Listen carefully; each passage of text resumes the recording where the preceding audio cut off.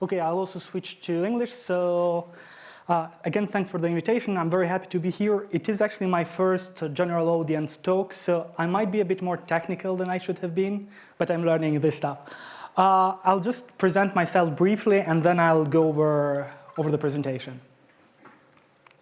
And of course, this does not work.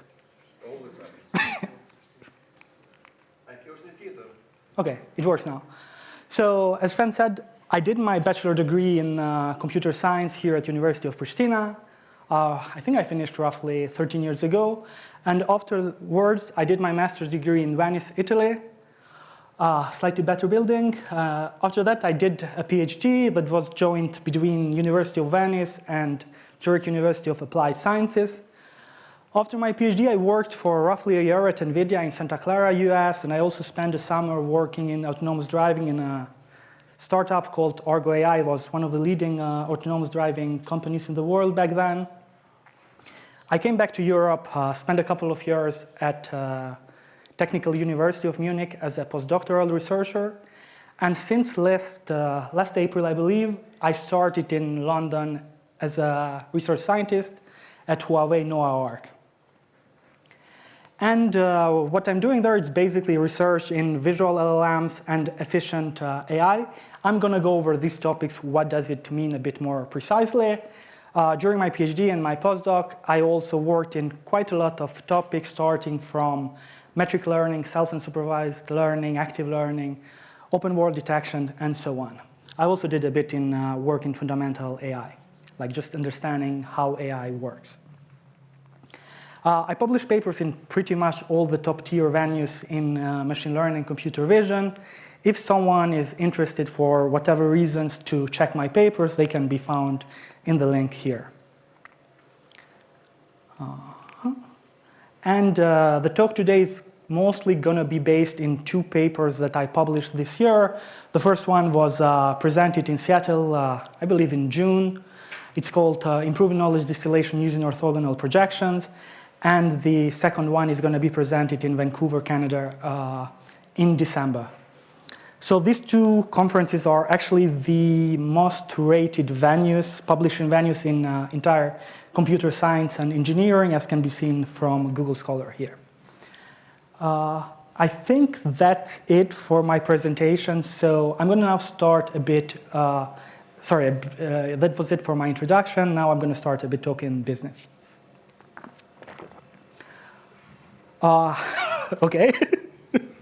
First of all, is anyone here familiar, at least has trained some ML model or some deep learning model? A couple of you? Okay, raise your hand. Oh, okay, so I'm just going to do here a slight overview, like I called it ML 101. But basically, I assume that most people here just have heard this word. They do not know what ML is, so I try to keep this kind of general. Let's hope so.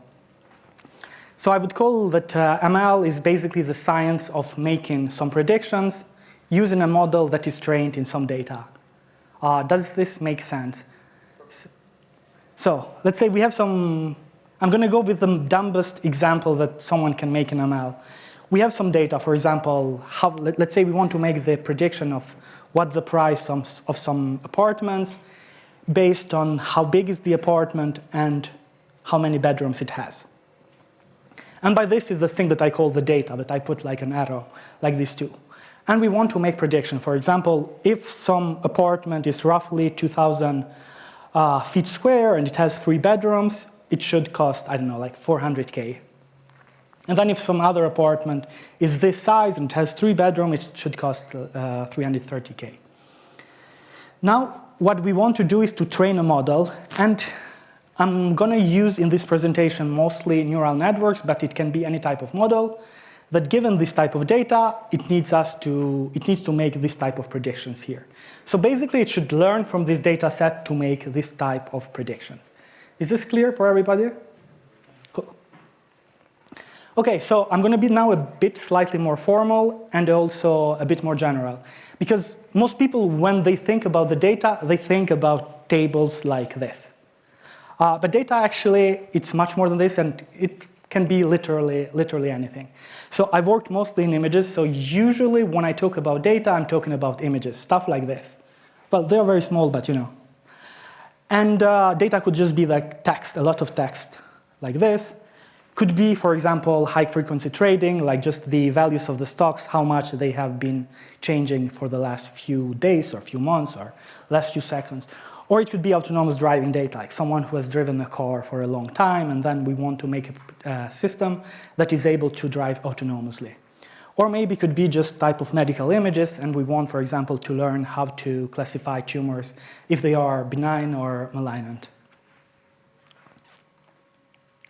So this is our data, cool. Now, what is the network? And again, I'm going to be here quite general. There are lots of architectures in neural networks. I'm going to try to simplify them a bit, but basically it could be a multi-layer perceptron, it could be a CNN, it could be a transformer, it could be an RNN, it could be an SSM, so it doesn't matter if these buzzwords you do not know. Mostly it's a neural network. And nowadays, pretty much all AI is based in some type of neural networks. Usually it is a transformer, which is why I put it on the center of the slide. And just for people who have a bit more mathematics background, so it doesn't matter what is the architecture of the network. For most part, it's just a bunch of matrices. So a bunch of matrices. So you get your data, you multiply it with a lot of matrices, and it could be like hundreds or thousands of them, and then you make the prediction. So these matrices are essentially the weights of the network, like this thing here that we want to learn, and that we want to use them to make some type of predictions. And again, depending on the data, the type of prediction could be very different. For example, if we want to classify images, like given an image, it might say, this is a dog, or for example, you want to unlock your iPhone screen, and it's going to say, this is your face, so unlock, or this is some other person's face, so do not unlock. If it is text, could be maybe you want to classify like this text, is it coming from a newspaper or what it is? In this case, I just put, for example, it is a drama script. Or it could be just like you give a question and then it's going to answer it, for example, how LLMs mostly work. Given some stock, it might say maybe sell, it might say buy, it might say just don't do anything, keep. Given some autonomous driving data, it might say accelerate or maybe slow down or go right, go left. Given some image like this, it's probably going to say there's a benign tumor, or it's a malignant one, or there's nothing bad there. Clear so far? Cool. Not for me, I'm the dumbest person when it comes to math. There has been no math so far. If anyone has questions, please, you can have questions maybe even now. I think that's fine, right? Cool. And if I talk too fast, please just let me know. Okay, slightly more math, but not much. I'm just going to formalize it into a more universal language. So we want to make some predictions given our neural network that is based on the weights that we want to learn and some data here. So I think that's probably what I said in the previous slide. Just ignore the formulas. Just let's check what's the second step here. After we make this prediction, so we want to learn, first of all, this network. What should be its weight. So we start with some very random numbers, and we make some predictions. Of course, this prediction could be good or could be bad. Because we started with random numbers, it's probably going to be bad. So the second step in how to train basically any model, any deep learning model, is to measure how good or how bad are our prediction. And this is what is usually called a loss function. Now, there are lots of loss functions, thousands of them probably, but I'm just going to try to keep things as basic as possible. So for example, let's say this thing is called regression, but given some data, for example, like here, price, for example, we had like some data, number of rooms or square meters. We wanted to make the prediction, what is the price? And we make our prediction. For example, for the first apartment, it was 300. For the second one, 350K, and so on. Now, when we collected the data, we also collected the ground truth, like the labels. What, for example, for this apartment, how much it costs. Because we, of course, wanted to learn from this type of data. So now, how we measure how good or how bad we are. Basically, we could just get our ground truth, subtract its prediction, and then just square it. So just to make things as concrete as possible, I made this very simple example. So it's just going to be 400 minus 300 squared plus 330 minus 350 squared, and so on. So we have like lots of data. We're going to be a lot of predictions, and then we just use this simple equation here. And in the end, there's going to be a number here, like probably at the beginning, a very large number, which is going to say that you are this type wrong, for example, 100,000 wrong, whatever it means. And if we want to do classification, there's a different loss function, which is called cross entropy, but basically it's just another loss function. Clear? Okay, so after we computed this loss function, after we know how good or how bad we are, what's the next step? And this usually it's called backpropagation, but the idea here, so I'm just going to ignore this part, I'm just going to go here, it's for each weight, basically see how wrong this weight is compared to what should have been. Or in other words, it's find the direction, I try to simplify, find the direction of mistakes in each weight that we have. Now, how the algorithm works, it's basically calculus a lot, so you're just going to do a giant partial derivative for every weight that you have. But the important thing here is that what does this really mean? It's find the direction of, for each weight, have the direction, how wrong this weight was. And after you find the direction of mismatches of how wrong your weights are, we're just going to update them. And how we're going to update, we're just going to get the previous weight and just subtract this direction that we found. So for example, if some weight was 3, and we know that it is too large, it probably should become 2.5, so you just go in 2.5. While if it was, for example, small and should have been bigger, you, for example, make it 3.5, roughly along these lines. And then the final thing is that you just iterate over this process forever. Now, if you have something very simple, like, for example, like this thing here, when we had a very small data set, this forever is just going to be a couple of seconds, probably. But if we want to train something very large, for example, an LLM which has, let's say, a few billions of weights, that's probably going to take a very long time, like months, in a server that has, let's say, 10,000 GPUs. And then the final thing is that what I said here, there's basically nothing new. Everything that I've said here has been, at least for a few decades, people knew about it. In case of like optimization here, it has been probably 200 years since people know it. And then the question is, I'm talking stuff that everybody who was working in the field knew for half a century. Why only now people are hearing about the AI? I mean, in the last 2 years, everybody has been talking about AI. Before there were just a few people who were working in something called machine learning, and which is the same thing as AI, but now everybody says AI, and everybody has been hearing about it. It's kind of a very big buzzword, probably next to crypto, the biggest buzzword in tech. And what has changed? Does anyone have any idea what has changed in the last couple of years to make this AI from something very bizarre that only a few people used to know about to pretty much everybody talking about it? Kind of. Good? That was the same, but yes. ChatGPT was actually the turning point where AI kind of became really mainstream. Compute power is one of the big reasons why why AI actually started properly working. But there's also another reason. No one's going to guess? Data. So, for example, in images, someone who worked in computer vision in the 80s, probably it's his data set. Their data set had 5 images. And for people who have been working, they might have seen like the old guy with the hat, then the girl, and basically there are like 5 very famous vision photos. Then in the 90s, probably things started getting a bit better. Like there were data sets that had, let's say, 10,000 or 50,000 images, very small images, probably digits that were, let's say, 28 by 28 pixels. So nothing cool, like really boring stuff, but at least much better than having 5 images on your data set.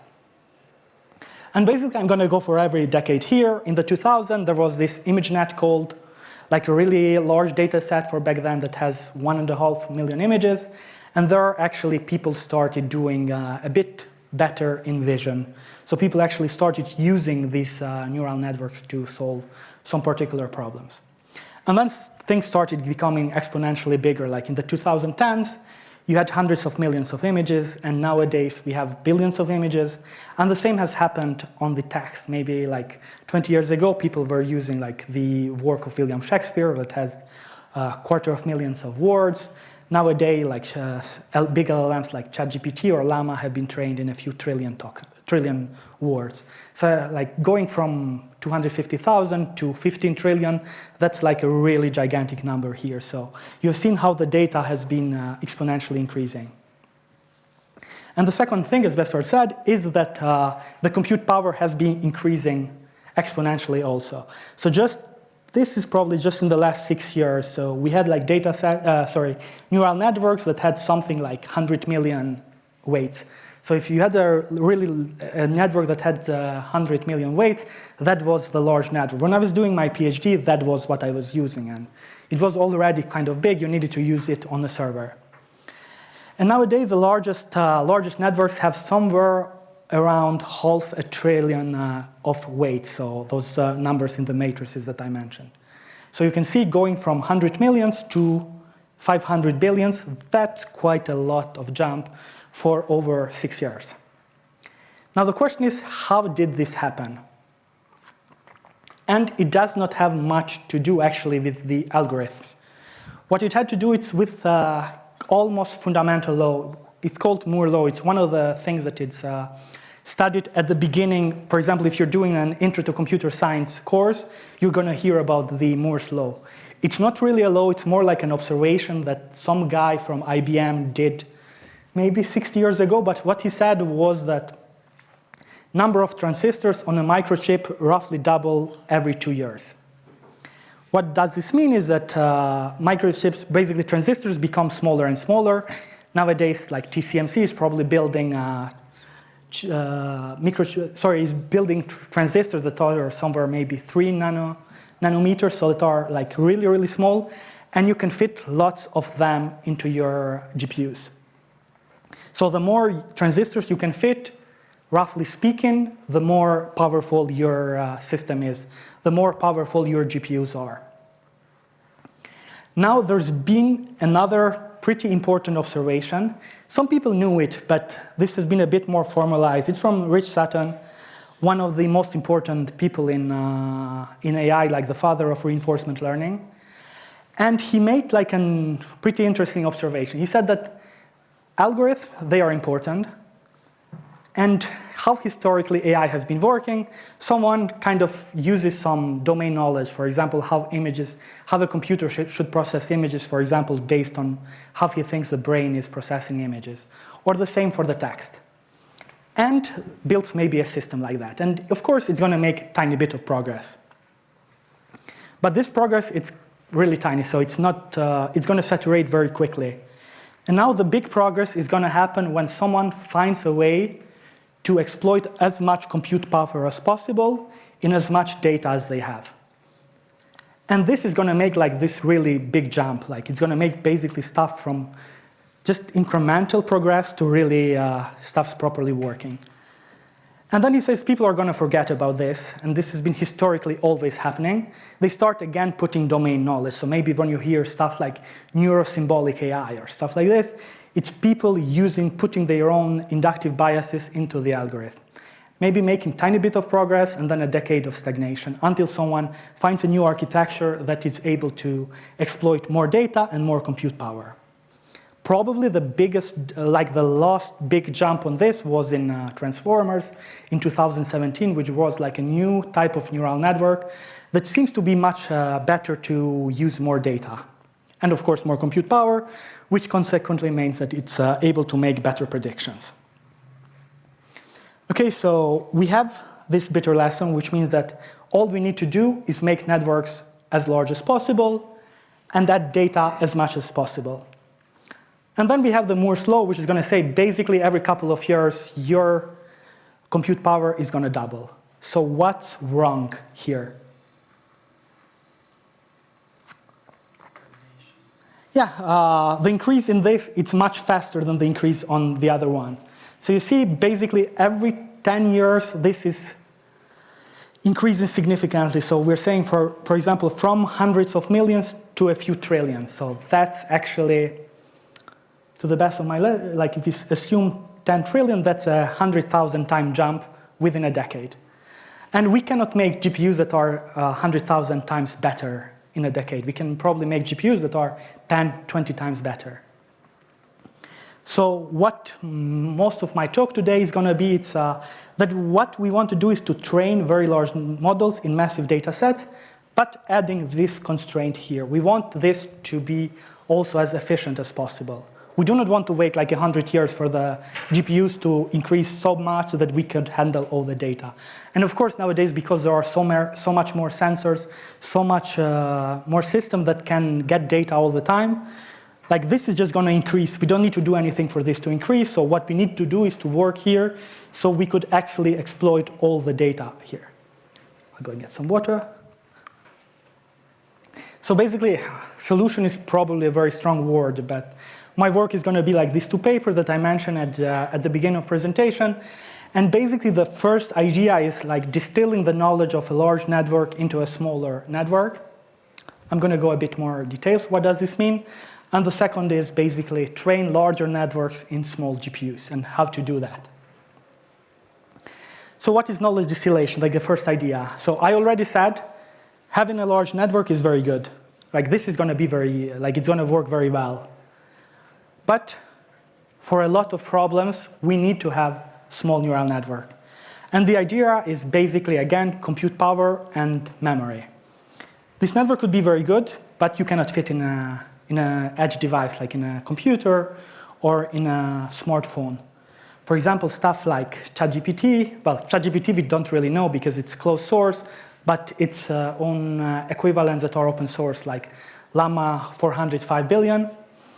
It's going to have 400 billion parameters, and it's probably going to need 1 terabyte of RAM memory just to store it.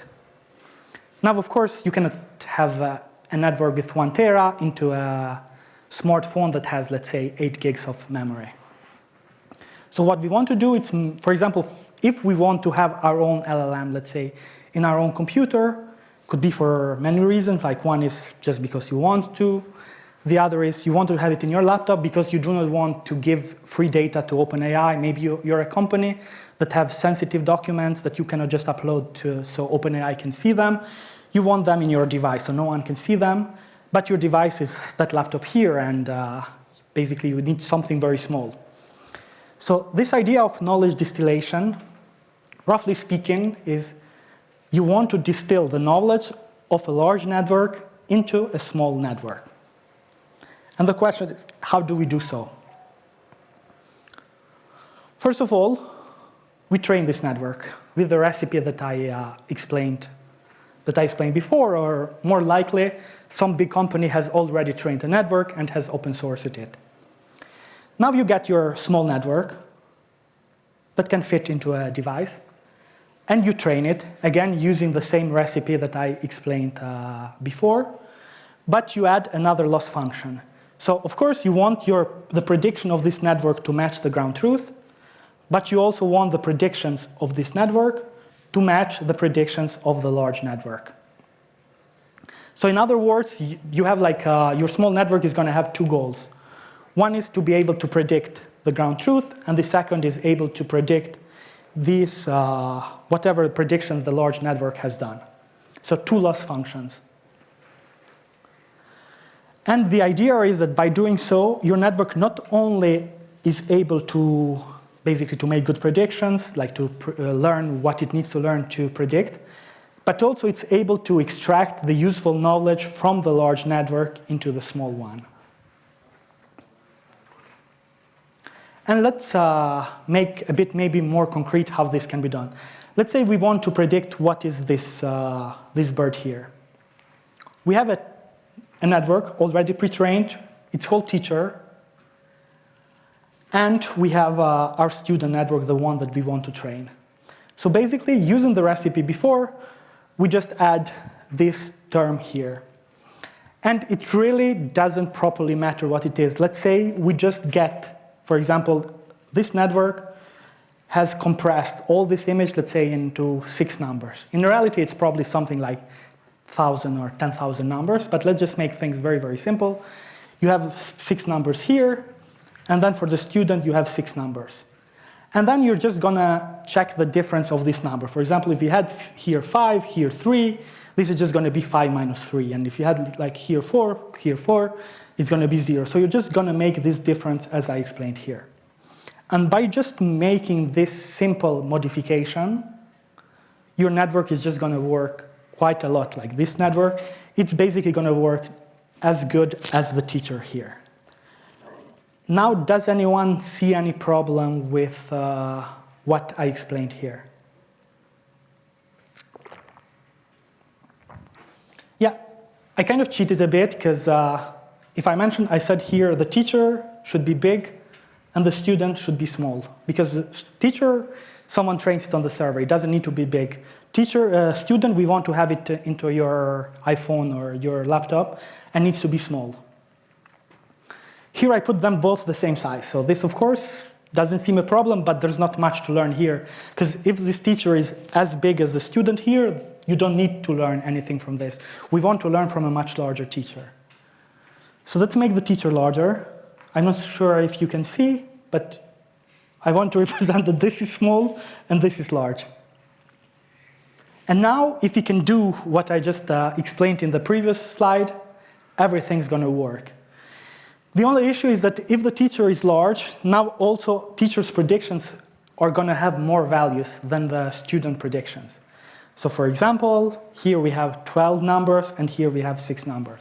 And there's no way that mathematically you can do this loss function because, like all norms, the numbers in the vectors need to have basically the same size. What people thought that, okay, how to make this? I mean, we know that this is a good idea, we just don't know how to make this properly work. So what they did, they added something called a projector. So you just get this vector, you multiply with a matrix that's going to project this vector to this size, and everything's going to work. And it turns out that nothing actually works if you do it this way. And the reason is, basically, neural networks, if you give them the ability to cheat, they are going to find a way to cheat that you probably cannot even imagine. So the entire goal was we want this projector to basically get some vector here, like image representation here, and project into the same space as this. And then during backprop, you're going to get useful information from the projector to the student network. Of course, during inference, you're going to use the student encoder to make predictions.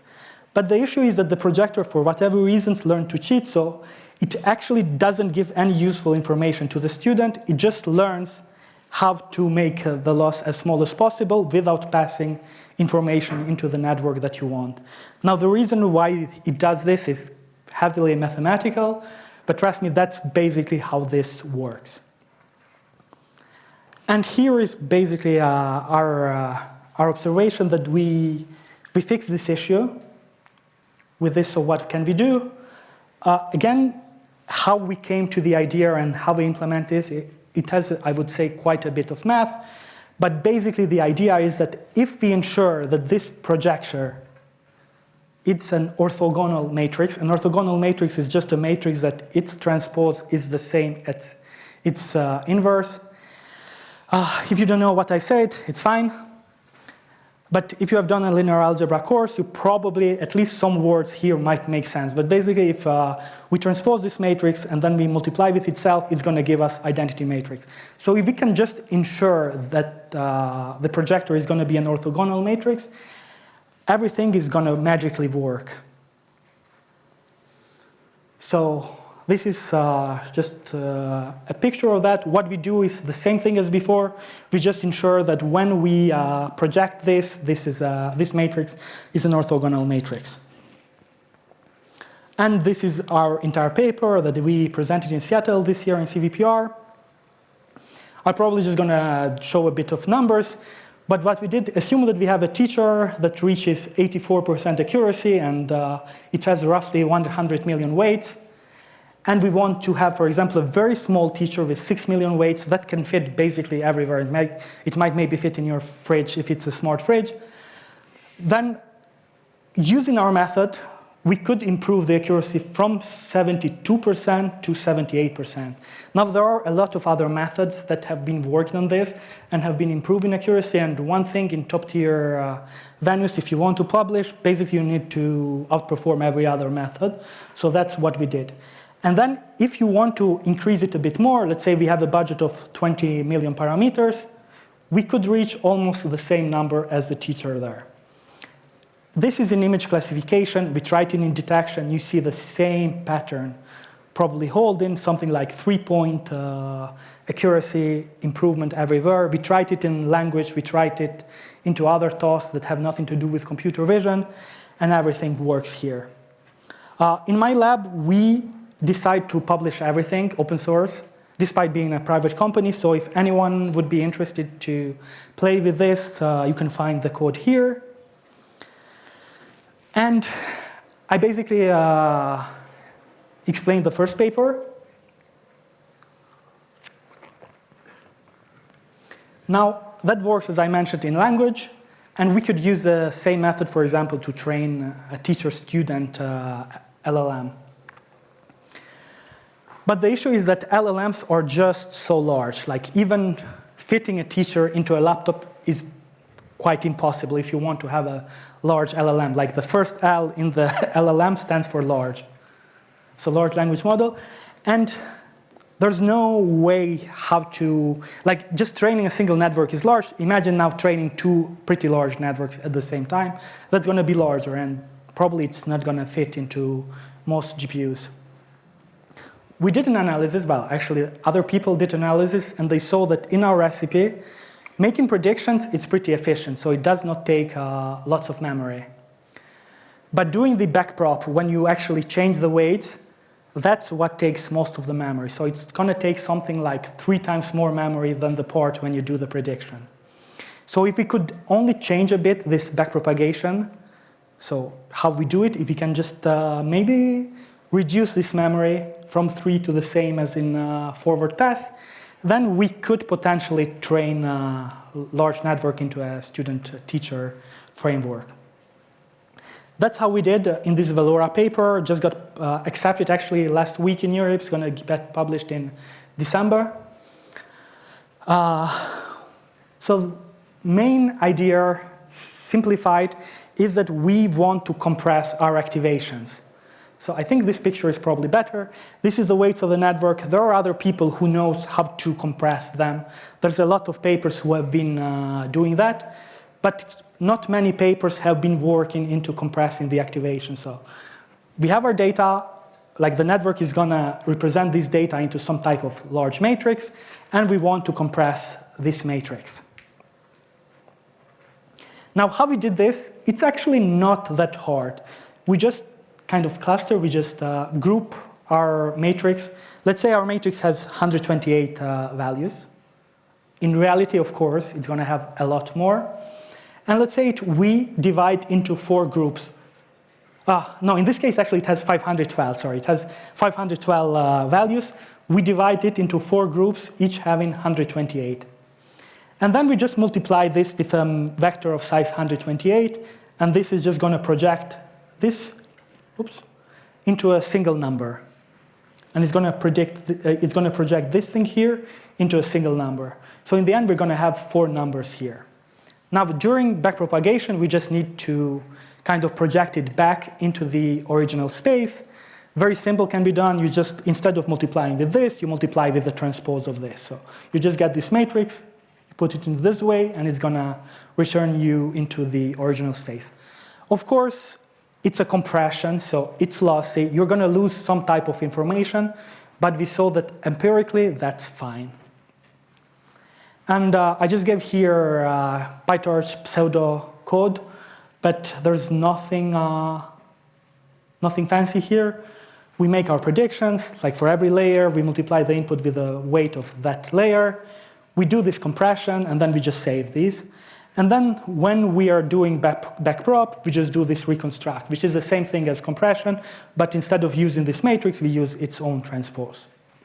And then we compute the gradients, and by doing so, we are able to lower significantly the memory requirements, which means that you can fit into GPUs.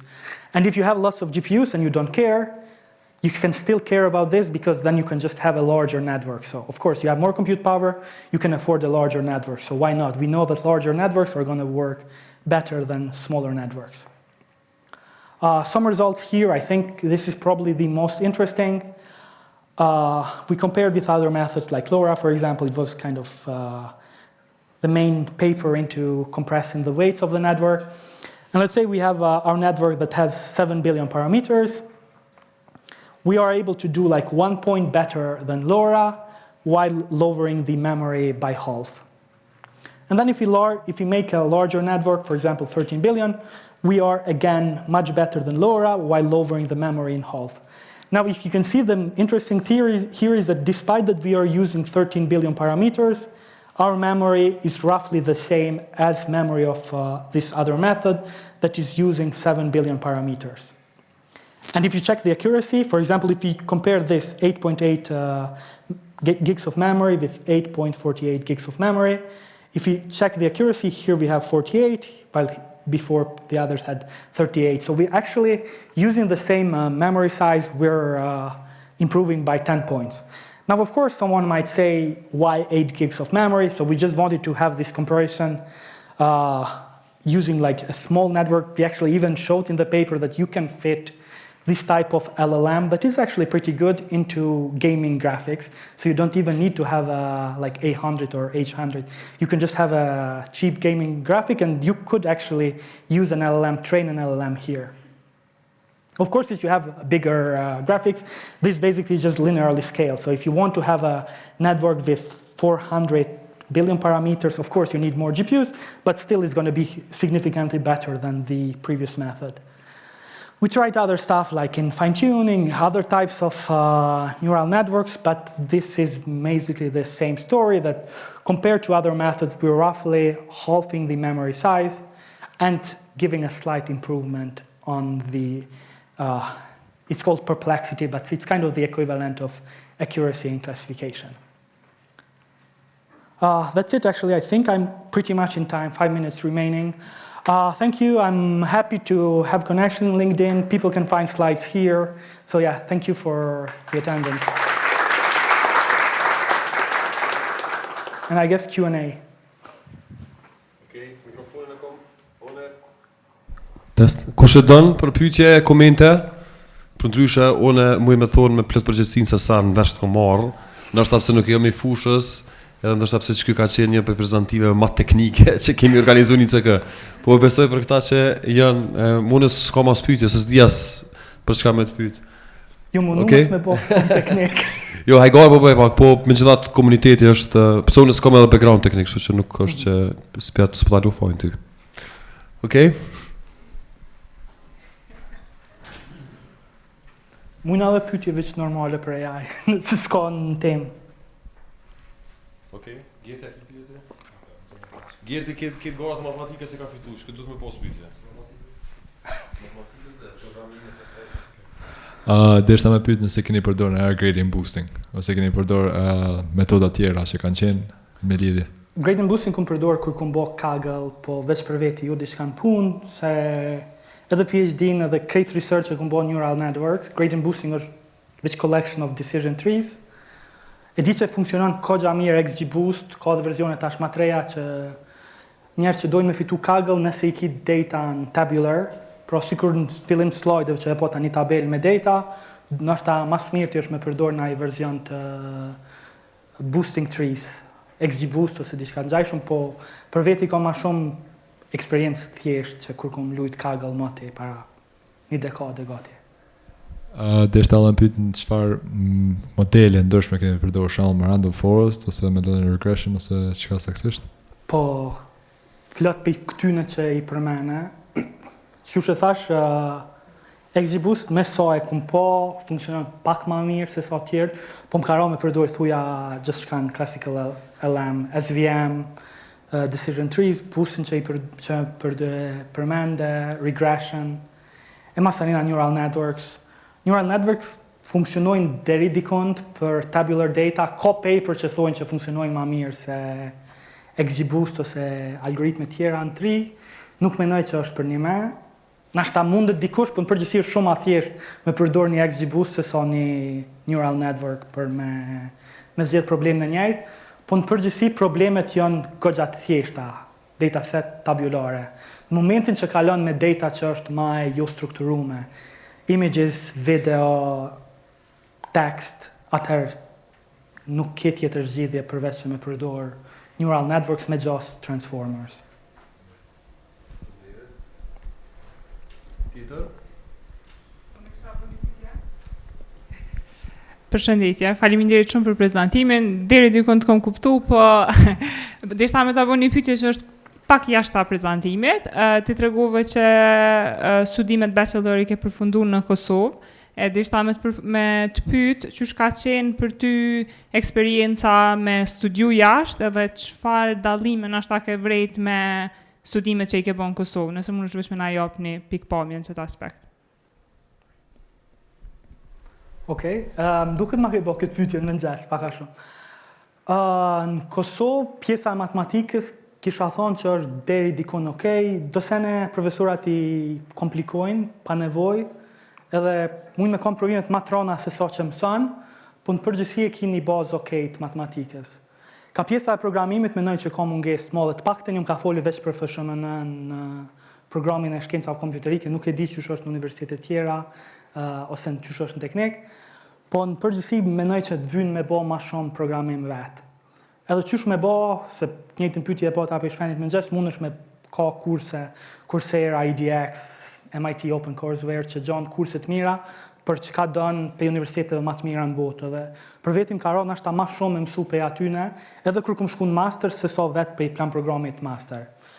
Janë do dallime tjera, sidomos nëse shkon në një top universitet master, pensojna kur e kum bë postdoc në TUM, që është universiteti më i mirë në Gjermani, universiteti më i mirë teknik. Dallimi kryesor nashta është që ki shumë kurse, i kena pas nëse nuk gaboj veç në master për 1200 kurse që studentat kanë mujtë me zgjedhë dhe nuk është që i obligon ata me marrë kurse që nështë janë jo relevante për ta. Profesorat janë pak ma accessible, kanë office hours, është ma let me komuniku nështë me ta, kanë teaching assistants goxha shumë, sidomos për kurset mëdhaja. Një ndryshim shumë i madh që kisha thonë për universiteteve jashtë edhe këtu është që profesorat këtu në përgjithësi detyrën kryesore kanë me jep mësim, me jep qatë kurs që e kanë. Përderisa jashtë, detyra kryesore është me bë research, me bë publikime, e tani kajherë kur s'kan çka me bë me jep mësim. E kjo ndikon se nuk është që profesorat vetë e bojnë researchin, përgjithësi profesorat janë menaxhera, researchin e bojnë studentat e tyre. Edhe i shes shumicën e studentëve që janë ka bojnë research janë në master, për shembull tim në diplomës, edhe nëse e shes që po ka potencial të mirë me bën një paper, tani e vazhdon çato edhe e bën një paper. Ka dhe studenta shumë të mirë që prej bachelorit arrin me bë papera në top conferences. Diçka që në përgjithësi nuk është kisha thonë këto.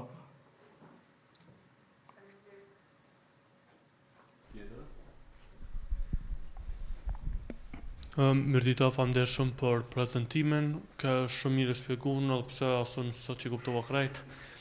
Ama me ta pak të ajo shpejtësimi i procesorëve, po edhe shumë më shpejt që ka shpejtimi i numrit datave. Edhe pak kom bë research për quantum computing, edhe për zhvillimin e kësaj si teknologjie e re, e dosha më të pyet masi jenë cutting edge të teknologjisë, sa shpejt këshin mujt qëta kompjutera të ri që punojnë me qubits, mësë të nga bofsha, u implementu në ta inteligencë artificiale, edhe a ke zgjedh problemin e qëti numrit ma të data, masi është shpejtësia e quantum computerave shumë ma shpejt se kompjuterave klasik tani. Okej. Fillimisht nuk jam ekspert në quantum computing, di shumë pak për ta, që me mujt me jep një përgjigje që nështë është e vërtet. Çka di për ta është që halo nuk funksionojnë fuja në asnjë problem real, edhe nëse janë sene shumë të thjeshta.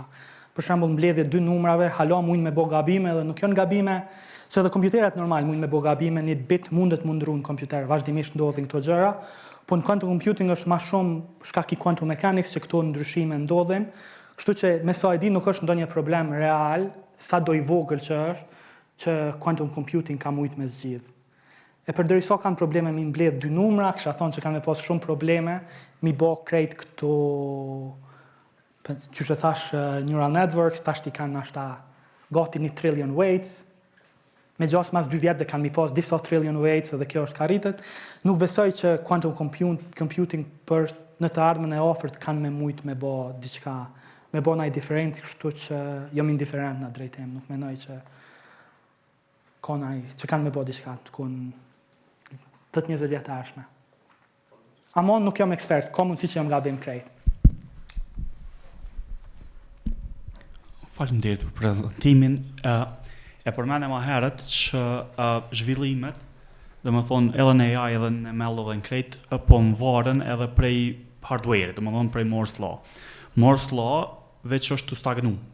Mos më thonë që ka stagnu komplet, se të 3 nanometer shit, 2 nanometer se 1.5 e ka limitin absolut fizik të litografisë. A përbjen që nëse që aty veç stagnon Moore's Law, edhe nuk ka në farë zhvillimit madhë në arkitekturë, që kjo puna e juve në kompresimin e qasës dhanave ka me qenë kruciale, sa ka qenë për shkakun që atëherë bumi kur ka qenë me ChatGPT-n OpenAI. Kisha pas qef me kanë kështu, po jo. E para nuk menoj që Moore's Law është në fund të ligjit. Moore's Law kanë nja 2 vjetë, edhe 2 vjetë kanë thonë njerës që nuk ka me funksionu 20 vjetë e fundit, për çdo 2 vjetë. Kështu që është diçka që vazhdimisht deri kur nuk ka me funksionu, shkon të ndryshu. Kjo është e para, ka mundësi normal që dikur nuk ka me mujtë më bo tranzistorët nuk kanë me mujtë me bo ma të vogël, edhe është diçka e quantum mechanics, tu në link që tranzistorët nëse i bën shumë të vogël, janë nisë në efekt e quantum mechanics që mujnë me ndryshu pozicionin për një vend tjetër që i bjen që në atë rast kur gjo nuk ish me funksionu që shdohet. Po e di sigur që ka gja research qysh me vazhdu një farfor me Moore's Law, ideja është në 3D. Shumica e qipav tashti janë 2D, do të janë një sknena edhe mush. Janë ka e bojnë 3D, që me mujtë me posë dhe dimenzionje 3 që qek qipa ekstra. Si në HBM, si në memory HBM. Po. TCMC e di se është ka punon këto që i bjen që Nvidia halo Blackwell me sa e di jo, po me gjas verzioni i radhës, kam i përdor qipa që janë 3D, e kjo i bjen që me gjas ka me vazhdu që kjo exponential increasement in computing edhe për një dekadë vile. Mendoj. Tongë edhe primeje, e përmene pak ma herët që ke punu në për kompani shumë të njohura, e mboni shumë përshtype, për shembull Nvidia edhe Huawei, që tash e krejt këto, a mundesh me na përshkru shkurtimisht qysh është një ditë e zakonshme për ty, ose qysh është që ajo company culture brenda këtyre kompanive? Edhe ka të dallimin mes kotit 5 dhe 7. Faleminderit. Në përgjithësi, nështë ndryshimi ma i madhë që nëse jeni një kompani të vogël, të vynë me bo gjithë qka. Janis, përgjithësi ti nështë e kini projekt dhe du të me bo prej fillimi deri në fund, edhe projekti mundet me ndryshu shumë shpejt qka ki me bo. Në kompanit mëdhaja, me gjas ka me qenë shumë të specializume. Kështu që unë jam ka përdori, pensojna veç research në VLM, që qysh mi bo sa ma eficiente që është e mundur me krejt grupin tim. Një grup tjetër është ka bën diçka, pensojna qysh mi bo LLMs me performu ma mirë. Edhe nuk është që kam në i lidhje me ta. Kështu që e njëjta ka qenë në Nvidia, e kom pas një projekt në Active Learning, që unë ju marë veç me atë pun nuk ju marë qysh kanë me ndryshu qipat e Nvidia, nuk është që di diçka në drejtem. Dallimi mes katit 5 dhe 7 është se në Huawei në katit 7 janë ka punojnë ata që janë në qipas, edhe Huawei marrën vetë GPUs, edhe ajo është ma secretive, përdërisa në timin, që ka i në ka bojnë në përgjithësi është krejt open source. Amo, pyetja ma e madhe, Nuk menoj që ka shumë ndryshim, a është një kompani e madhe e vogël, se në fundit je ka punon me gruptanin që janë 10-12 vetë, edhe kryesisht ki me kalu kohën me ta, mendoj që është e njëjta edhe në kompanit vogla. I vetmi nashta ndryshim për kompaninë është që ata mund me marë shumë bet se sa një kompani e vogël. Në fakt që ka i na ka bojnë ana, ka edhe grupe tjera që janë paka shumë njëjtin drejtim të researchit, edhe është okej për kompani, nëse pej 10-ve njëni funksionon, prapë është okej. Kur të kish kompanit vogël, gjithë çka duhet me funksionu.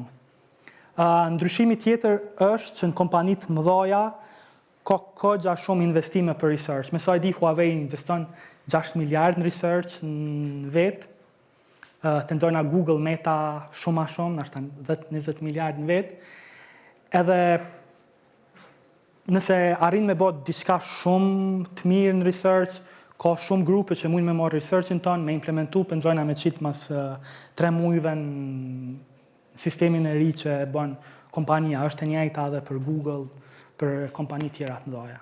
Po në fundit, puna kryesore ka më bo me gruptanin, edhe ajo nuk ndryshon, a janë kompani të mëdha apo të vogël. Sa i përket kolegëve, tash kemi siguri punon me njerëz të krejt botës, apo? Janë prej shumë shteteve, po krejt jena në London office, kështu që jemi krejt aty. Ti personalisht, që kohën ideal që me siguri i rritë në Kosova, apo e ke kryu shkollimin këto e krejt, a e ndjen vetën, që shme thonë, si të njëjti nivel me your peers, a jenë në nivel të syve me ta, ose a shena e fush ku ti stagnon, apo edhe kundërta, a she ku ti vetën je ma superior në klasë. Menoj që krejt janë okej, edhe jam tech lead një grupit që të nxojna 2 kena pej Oxfordit, një është pej që ka bo postdoc në Cambridge, janë disa pej, një ose 2 pej Imperial, prej universiteteve që janë top 10 në botë, edhe në përgjithësi më ka udhëhequr atë grup, kështu që nuk është që edhe pse e kina është një background për një universiteti shumë ma të vogël edhe ashtu që du të muni inferior ose diçka. Fundit këtë grup një pjesë të madhe më ka ra vetë mi rekrutu, mi intervistu edhe përgjithësi nuk e jam pak ma i eksperiencum se ata, se shumicën që i marrëm në grup tonin janë që sapo e kanë kry PhD-n, nashta në 6 muajt e fundit, ose që veç e kanë dërzu temen edhe halon nuk e kanë bo mbrojtjen, nuk i marrëm ma shumë të eksperiencum, këto a jena marrë vesh me menagjertojnë, se është shumë probleme menagju dikon që është penzojna 10 vjetë ma i vjetër se te. Edhe pse ka dhe asi raste në disa grupe. Amo menoj që krejt është okej, në fundit kër tjesh aty të kërkuja nuk i intereson se a e ke kry në Oxford apo e ke kry në Prishtinë, ti du të me kalu një intervist që janë disa intervista në fakt që janë goxha të shtira, edhe në momentin që i kalon menoj që konceptualisht krejt janë të barabart në drejtim. Përgjigja? Edhe në Nvidia ka qenë gjash, në Nvidia kam qenë hala PhD student, kështu që veç intern, u kanë interesant se shumica janë kanë prej Carnegie Mellon, ose prej MIT, ose prej Stanford, e di që unë kam qenë prej një universitet në Itali, që nuk është nështë në top 500 në botë, po ju në top 500, edhe një djallë ka qenë prej Slovakisë, edhe gjithë bëj shumë hajgare që edhe pse i na nisë shumë ma olt, krejt kena mri këto. Po në përgjithësi, dalimi kryesor me nëjë është që një universitet i mirë, qelë rrugë, një farforme se CV-a për një universitetit që e shetë të nxojna për dikujna Imperial College, nështë atë bënë mja jep një intervist edhe nëse pjesën tjetër CV-s nuk e ka aqë mirë. Një e kena edhe një regull që du të me post pakten 2 first author papers në një 5-6 konferencat më të mira që janë në computer vision ose machine learning, ama kushte ka kujna t'ja merë CV-n, vendosë që mja jep një intervist, i kalon një intervista, ta një anisin krejt për të njëjtës pozitë. Përgjithësi menoj që nuk ka diskriminime që veç i arë për një universiteti ma të vogël.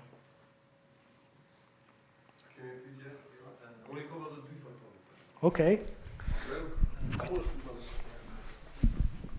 Faleminderit.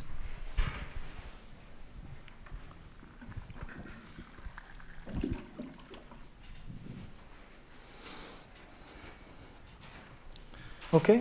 Faleminderit shumë për prezantimin. Deshta me të pyet prej njohurive praktike kështu, edhe prej hulumtimeve që i ke bën. A mendon se ka më të kalu aftësia kognitive njerëzën pej inteligjencës artificiale. Do me thonë që shmenon edhe Elon Musk që singulariteti mundet me u arritë në dekadat e ardhshme, ndoshta edhe më shpejt. Menoj që Elon Musk nuk ka ide që ka u ka fol, nuk është të punu në AI, po plot ekspert mirë e thojnë që ato, që do jepin edhe do ato që për mua është shumë absurde se kërkush nuk e din. Para 3 vjetë mi pa vetë krejt, kishin thonë nashta. Dikush që është shumë optimist, kishin thonë edhe një 30 vjetë nashta. Tash ti thonë 2027 edhe ka dale. Se para 2 vjetë e këtu thonë edhe 30 vjetë. Nuk menoj, edhe tani janë tjerë që thonë pëndzojna janë lekon, njani pej Godfathers of Deep Learning, që thotë që nuk jena kur ofër, nashta kur s'kena me arrit.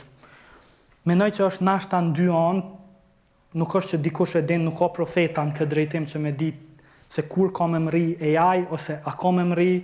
Për momentin është ka rritet kogja shumë, që që thash në fillim të ligjeratës, ai momenti i ChatGPT-s i ka bo krejt njerëz me një njës nështë me përdor AI edhe masanena për shkak se ka ma shumë funding, ka ma shumë researchers, ka ma shumë software engineer që janë ka punoj në AI që e bojnë progresin ma të shpejt. Tashtja ka me shku gjithë kjo eksponencial, apo ka me bo sigmoid, ka me stagnu dhe ka me shku ma kadale, nuk menoj që dikush për një me e din, krejtën ka bojnë guesses. Tash çdo kush ka mendim personal, mundet me qenë i mirë, mundet me qenë i gabum, ama nuk është që kena mujna me bo diçka në drejtim, se apo tutemi që ka me kalu inteligencën e njerëzve apo jo. Shpresoj që jo të paktën për do vjetë, që ka me bo tani onë në punu. Ndoshta me vazhdu pyetjen e kolegut, ku ke shumë ditë na kur na kish kalu për shembull inteligjencë artificiale, a është në farloj kufire që na ndihmon me po atë pikë, edhe ku përdina që nashta nuk na ka kalu që tash GPT-ja vetë se për shembull unë vetë mu shumica në senov që vetë GPT në nëse di. Edhe në krahasim me shumica në njerëzve nuk e din. Kështu që qysh mund më krahasu një njerit mesator me GPT-n në kod sodit. A ke vetë najherë pyetje ma të thjeshta sore, janë strawberry ose edhe a ke po që mundet me struggle. Kështu që menoj, në fundit GPT krejt që ka u ka bënë është next word prediction. Ja jep do word edhe me probabilitet paka shumë e llogarit cila është fjala e radhës që ka kuptim, që i ka gjasat ma të mëdhaja me ardha aty. Nuk menoj që për momentin e kanë kalu, na i kanë din shumë sene, po edhe pa GPT nëse e vetë Google-in plot sene, ta gjanë të regon pa LLM heq. Kështu që nuk menoj që ka për momentin aq shumë inteligencë në ndonjënin pej LLMs. Tashti kur kena me ditë që e ka kalu inteligencën e njerëzve nëse ka me kalu najherë, ky threshold gjithmonë është ka lëviz. Moti u kanë, që ka pas emrin, nëse nuk gaboj, ka qenë dhe Turing test, që ideja është që nëse fullirat një person që kur të shka full me një sistem, nëse fullirat që është një njeri në tjetër anë, e ka kalu kufinin. Ato besoj që e ka kalu moti, është shumë letë nëse një njeri nuk ka dëgju kur për një LLM, edhe a jep me full me to, sigur ka me menu që është një njeri gogja i meqëm në anën tjetër, përveç nëse e vetë pyetje shumë bazike. Kështu që nuk menoj që ka me konë një moment kër kena me thonë, au, na kaloj. E para, tashti, qysh kena me dite, a ka me kalu najherë, jënë menoj kogja debat se qysh. Nuk është që ka ma që përgjigje definume në këto që për një moment kena me thonë, okej, që tashti është ma i meqëm se na, hajde mos bojna më kërgjo. Amo nuk menoj që jena ofër ati kufini për momentin.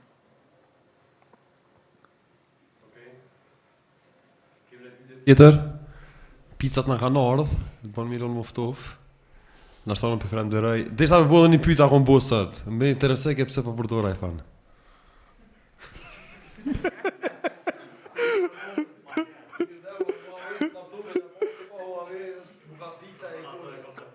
Thonë që është maj miri, nuk e dija është, deri vonë nuk më përdor, ama përdori iPhone që disa... Sa ta nuk e këshyr Huawei në 100 vetë, 100 telefona si kënë si s'kenë, kështu që... Po da, nuk menoj që e bënë ndryshim atë, ama nuk është që kena nëjë restrictions, që mos me përdor devices të kompanive tjera. Interesant, po që kjo mërë interesant. Është njajt me sa e di për krejt kompanit, në Apple mund është me përdor, nëse punon, çfarë do telefoni, mundesh me shku me Galaxy.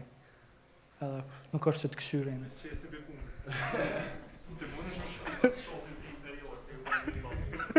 Ismail, faleminderit.